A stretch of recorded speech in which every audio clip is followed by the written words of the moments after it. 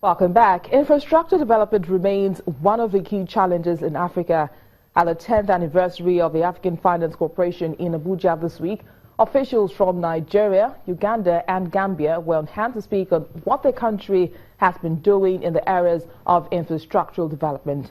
The Nigeria's acting president, Professor Yemi Osinbajo, and the Minister of Finance, Mrs. Kemi Adeosun, had this to say at the event.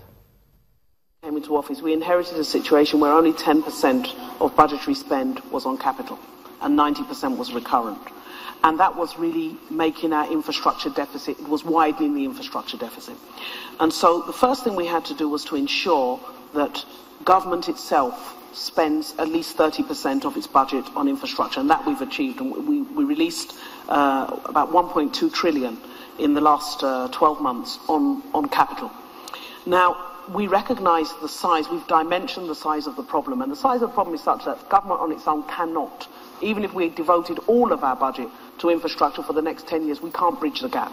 So we need to do two things. One, we need to continue to signal. I think it's very important for government to signal. There's been great arguments around what's the role of the private sector. The role of the private sector is to come in and do the areas that are viable. But there are public goods that are not necessarily viable, and that's the responsibility of government, and we mustn't shirk it. So government will continue to be the provider of infrastructure, but we need to crowd in additional money. We need to crowd in our own federal structure, because we have state, federal and local governments. We need to have partnerships between federal and state governments so that there's alignment. We also need to bring in the private sector. PPP has a fairly checkered history in Nigeria, but we've taken a view in this administration that there is no alternative. We must make PPP work. How are you going to do that? What are you going to do differently? We have to look at the legacy projects. We have to understand where they went wrong. We have to fix them, ones that are fixable, and we have to create the framework that encourages investors to come in. There is no alternative to making PPP work. It's been done, and it can be done. And we believe that that's where the AFCs and some of these multilaterals do come in, to showcase some of these opportunities to the private investing community. There's huge appetite for African risk at the moment, African infrastructure risk in the Eurobond markets, in the wider markets, the multilaterals. You mentioned China Exim, they equally, we're doing some work with them. But we've got to bring projects that are camera ready, and that takes some money. Which we need to be able to spend to develop projects, to bring them to the stage where we can begin to close financing. Let me begin by saying that the economic recovery plan is actually built on what we described as our strategic implementation plan for the 2016 budget. So the economic recovery plan is not entirely new. It actually originated from our plans for implementing the 2016 budget. So a lot of what you see in the economic recovery plan actually had its beginnings in that SIP, the initial SIP. But by and large, I mean, we've identified a number of must-do items. Priorities. Yes, and a lot of these are, of course, already quite well known. Infrastructure, of course, is one. Namely power, rail, roads, etc. But with respect to power, I think the power is key, and that's one of the critical areas for us. What has happened with the power sector? Of course, I'm sure that many know the story. You know that the value chain, except for transmission, has been privatized, and that began sometime in 2005.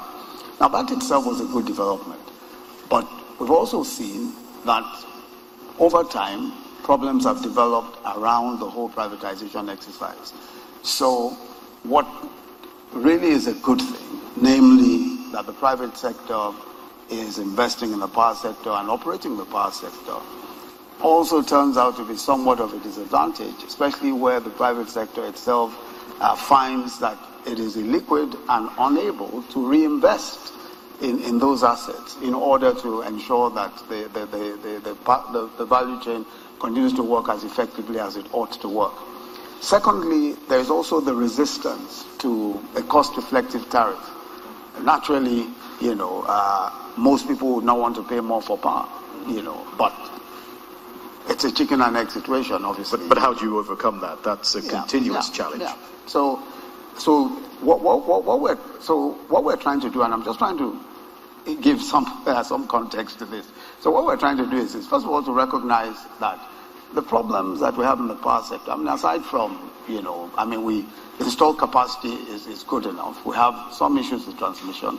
We have some issues with collection, with distribution and collection of rates and all of that. But the most important thing is that the value chain today is illiquid. And we need to ensure that that value chain works and that we're able to service that value chain. The gas producers are not being paid as regularly as they ought to be paid and all that. So what we've done is we've devised a payment assurance guarantee. And we're putting in about 700 billion of money into some kind of an assurance scheme that ensures that that those who are producing gas are paid. To cut a long story short, to ensure that the entire value chain comes back to some form of liquidity and that investments can come back into the sector. Nigeria's government officials speaking about infrastructure development in Nigeria. American car maker General Motors plans to quit selling vehicles in India by the end of this year and will sell operations in South Africa and focus on fewer and more profitable markets. The Detroit automaker says it will take a $500 million charge in the second quarter to restructure operations in India, Africa and Singapore and cancel most of a planned $1 billion investment to build a new line of low-cost vehicles in India. The moves are expected to save $100 million a year in a sector of GM's global business that last year lost about $800 million. GM has also said it's investing about $600 million a year in efforts to develop autonomous vehicles and transportation services. And the Zambian government expects the country's economy to grow by 4% this year from around 3.2% last year, and that's supported by better agricultural output, improved electricity generation and higher mining production. In the annual national budget for this year, the government had targeted a real GDP growth of at least 3.4%. Finance Permanent Secretary Mukuli Chikuba told business leaders at a meeting that government also projects a 5.2% growth next year and 6% in 2019. And the International Monetary Fund says Egypt is expected to receive the second loan installment of $1.25 billion within the next few weeks after a meeting of IMF Executive Board. Last week, the IMF concluded its first review of Egypt's economic reform program, signing off on a staff-level agreement to disburse its next payment and praising the country's efforts so far.